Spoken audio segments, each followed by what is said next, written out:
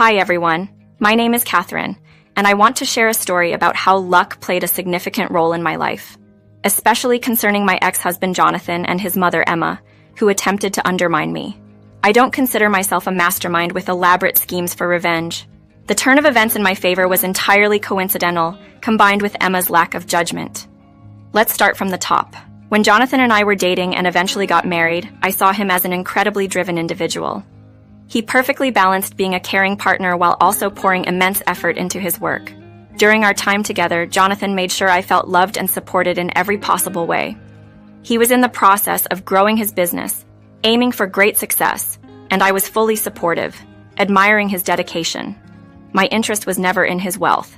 However, Emma, his mother, was convinced from the start that I was only after his financial gains. Emma would often confront me, claiming she knew my true intentions were focused on Jonathan's wealth. But the reality was, when Jonathan and I began our relationship, he was far from being wealthy. I supported him unconditionally, never seeking financial gain. Emma, on the other hand, believed she had educated Jonathan to prioritize financial success above all else, including relationships. She claimed her teachings were the reason behind his ambition. However, I saw a flaw in her pride. Jonathan's obsession with wealth wasn't about passion or fulfillment. It was purely about accumulating riches, a mentality deeply ingrained by Emma. Despite Emma's insistence that Jonathan would choose money over our relationship, I hoped for a different outcome. Unfortunately, my marriage to Jonathan proved Emma's point. After we got married, Jonathan changed drastically. He became distant, pouring all his energy into his work, leaving no room for affection or warmth in our relationship. This shift in his behavior was disheartening, and I found myself clinging to the hope that the situation would improve. In this story, you'll see how unexpected circumstances and sheer luck led me through a challenging chapter of my life, facing deception from those I once trusted. It's a tale of resilience, the unpredictability of fate, and the realization that sometimes we find strength and vindication in the most unexpected ways. Jonathan was under a lot of pressure due to his personal aspirations for his business, and at first, I tried to be understanding. However, after 3 years with no change, I realized we couldn't continue this way. I approached Jonathan, expressing how our marriage felt more like a contract than a relationship. I told him, "Jonathan, we've lost our connection. You've stopped showing me any affection, and our dates have become a thing of the past. I feel neglected." Jonathan's response was dismissive. "Why should I take you out? Dates are just unnecessary expenses.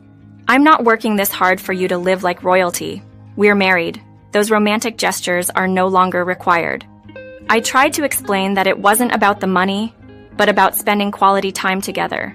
Jonathan, however, couldn't see past the financial aspect, asking sarcastically if taking time off would somehow increase his bank balance. I felt deeply hurt, not just by Jonathan's indifference, but also by the realization that he valued money over our relationship. This mentality, I believe, was heavily influenced by his mother, Emma. She continued to encourage Jonathan to prioritize work and money above everything else, including our marriage. Eventually, the lack of affection and the loneliness became unbearable, leading me to file for divorce. Jonathan resisted, but it seemed his main concern was the financial implications, particularly the alimony payments. Given the significant difference in our incomes, the court decided in my favor.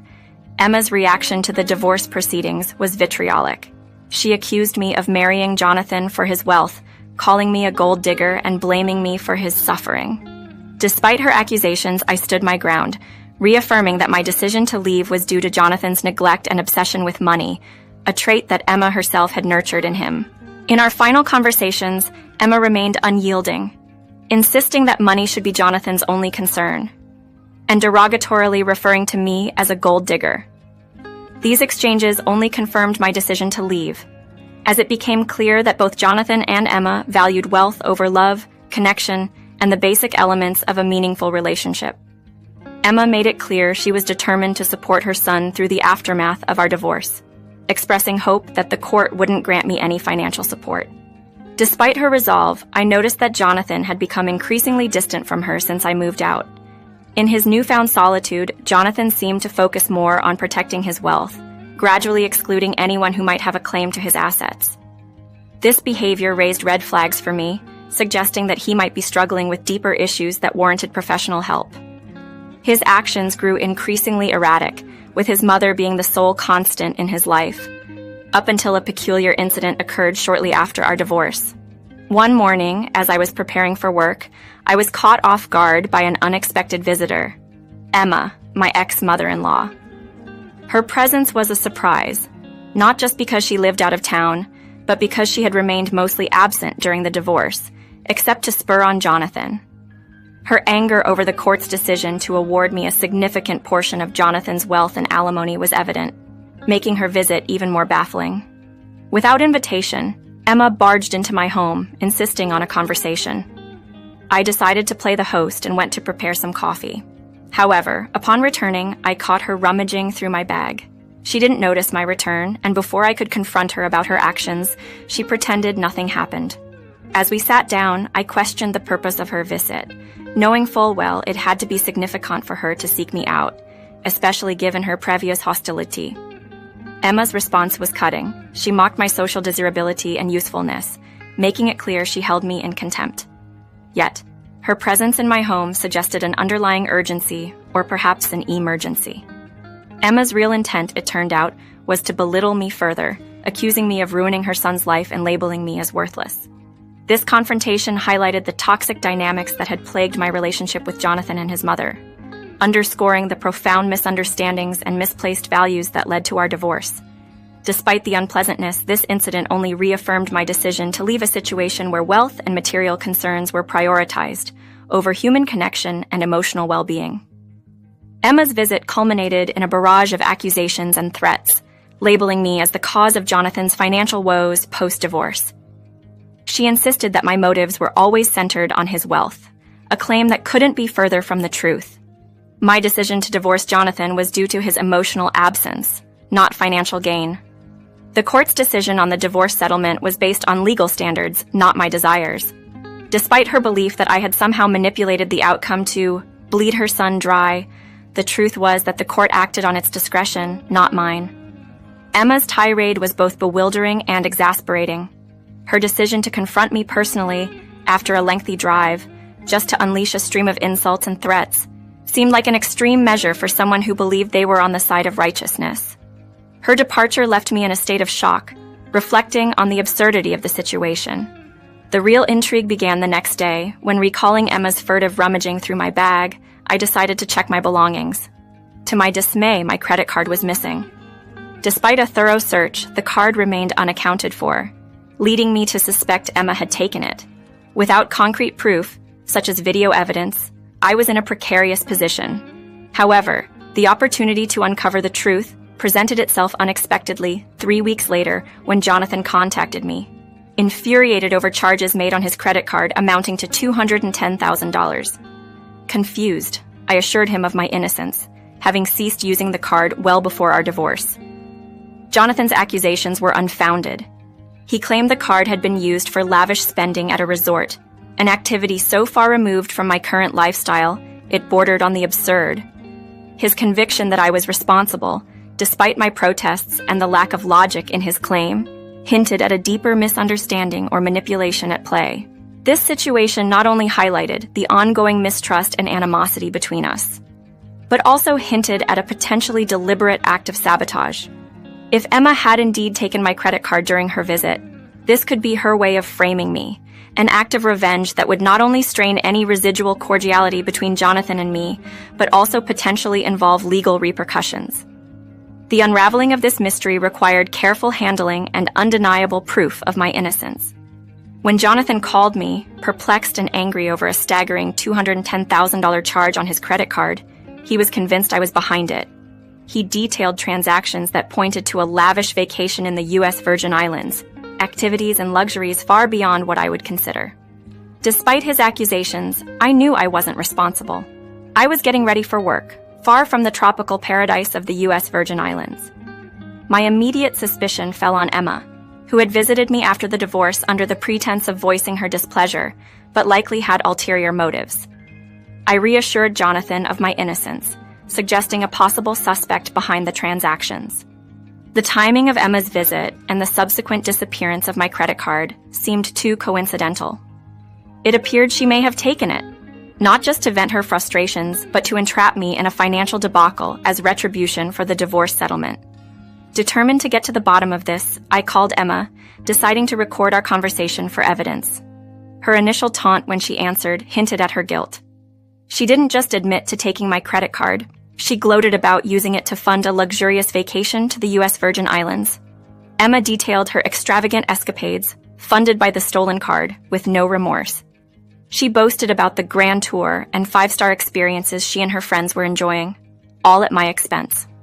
This confession was the smoking gun I needed. Emma's act of revenge not only put me in a precarious position with Jonathan, but also highlighted her willingness to go to great lengths to spite me. Her reckless spending spree, under the guise of my identity, was a serious crime.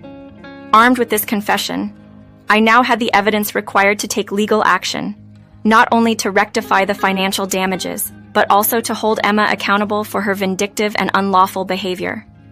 Emma's gleeful admission to spending $210,000 using my credit card was shocking. She justified her actions as a form of revenge, claiming it was payback for the divorce settlement I received from her son. Her tone, mixed with a hint of laughter, suggested she saw her extravagant spree as a righteous balancing of the scales. Her confession, however, was more than just an admission of guilt. It was a clear indication of her complete disregard for legal and moral boundaries. Emma seemed oblivious to the gravity of her actions, not only in terms of the financial theft, but also in the personal betrayal and the potential legal repercussions. She bragged about continuing her spending frenzy, convinced that her physical distance from me made her untouchable. Yet, as she ranted about her plan, I couldn't help but laugh at the irony of her situation.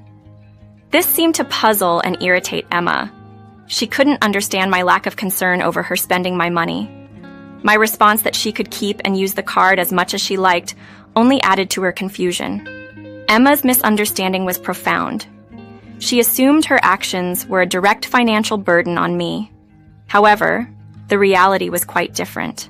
When I revealed that it was Jonathan who would be notified of the expenditures due to the card being linked to his bank account and him being responsible for the bills as per the court's decision, the situation took on a new dimension. This card wasn't just any card. It was a supplementary card issued under Jonathan's account, making him liable for the charges. Her plan, intended to make me suffer, was flawed from the start. Emma's shock at learning the consequences of her actions, that she had inadvertently saddled her own son with a hefty bill, underscored the short-sightedness and impulsivity of her revenge. This revelation not only highlighted the potential legal implications for her, but also the unintended financial strain on Jonathan, making her scheme backfire spectacularly. Emma was taken aback when I coolly thanked her for relieving me of the credit card, a relic from my time with Jonathan that he had neglected to reclaim post-divorce. Her silence was palpable over the phone as she processed the implications of her actions.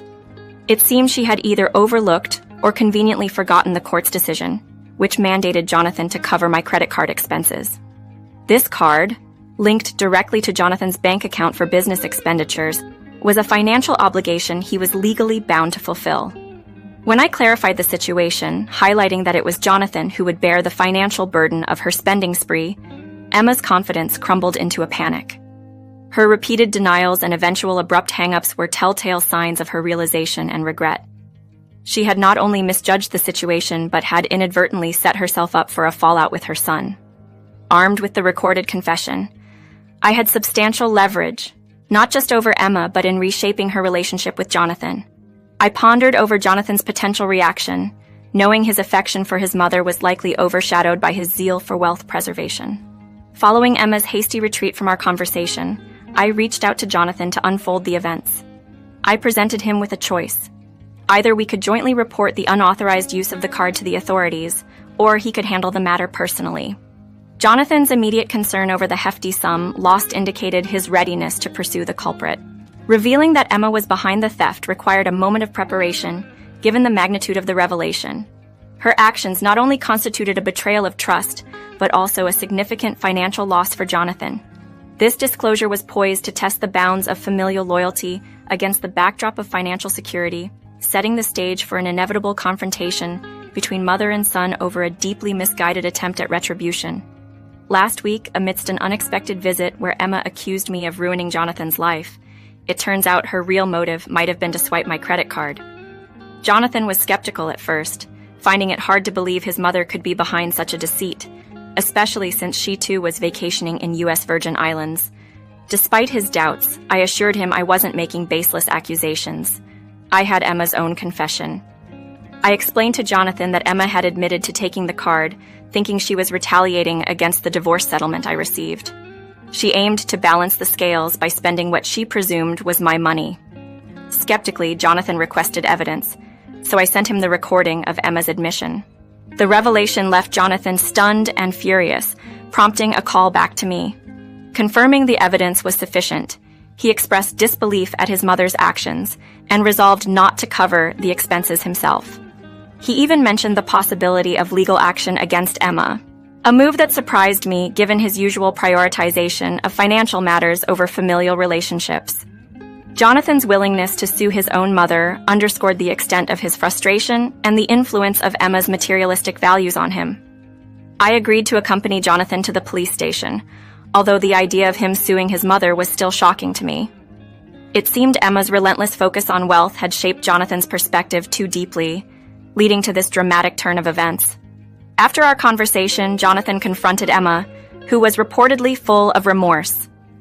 The situation had spiraled beyond her initial intentions, revealing the complicated dynamics between mother and son, driven by misguided attempts at retribution and deeply ingrained values around money. The unfolding drama, while unfortunate, was a poignant reminder of the consequences that come from letting material concerns override family bonds. Once Emma realized the financial mess she had created using Jonathan's funds, the situation escalated quickly. Jonathan's fury was palpable, and he demanded repayment, threatening legal action if she failed to comply. Emma, perhaps underestimating her son's resolve, initially dismissed his threats as mere bluster. However, the tension between them soared, culminating in a heated exchange that cut her vacation short. Despite returning home early, Emma harbored hope she could evade the financial repercussions of her actions. But Jonathan's patience was wearing thin. After issuing a final ultimatum and enlisting his lawyer to reinforce his stance, the gravity of the situation dawned on Emma. Confronted with the legal consequences, she resorted to pleading and tears, faced with the daunting prospect of double shifts to settle her debt. Jonathan remained unmoved by Emma's distress. His decision was final, leading Emma to sign a formal agreement under the watchful eye of Jonathan's lawyer, ensuring she fulfilled her financial obligations. This arrangement has left Emma juggling multiple jobs to chip away at the sizable debt. The aftermath of this ordeal has irreparably damaged Jonathan and Emma's relationship. Mutual resentment festers, with both parties blaming the other for the fallout, severing their once close bond. As for me, observing the unraveling of this familial discord from a distance has been an unexpected source of closure. It affirmed my decision to distance myself from their turmoil, offering a stark reminder of the freedom I've gained from leaving such a tumultuous marriage and family behind.